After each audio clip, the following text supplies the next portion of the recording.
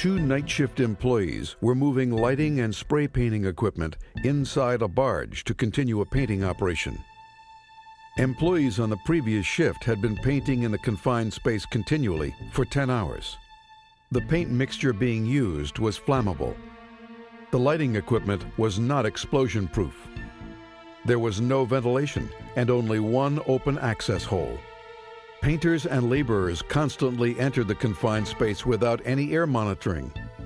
As the two night shift employees set up the equipment, a spark ignited the flammable paint vapors and caused a flash fire. Both employees were killed.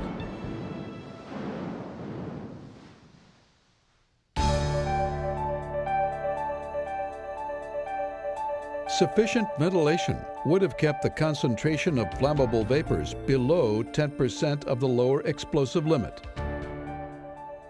A shipyard competent person should have visually inspected and tested the confined space for oxygen content and lower explosive limits prior to entry by employees and found the flammable atmosphere.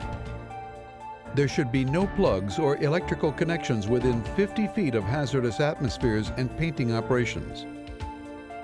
Explosion-proof lighting and equipment must be used when spraying flammable liquids.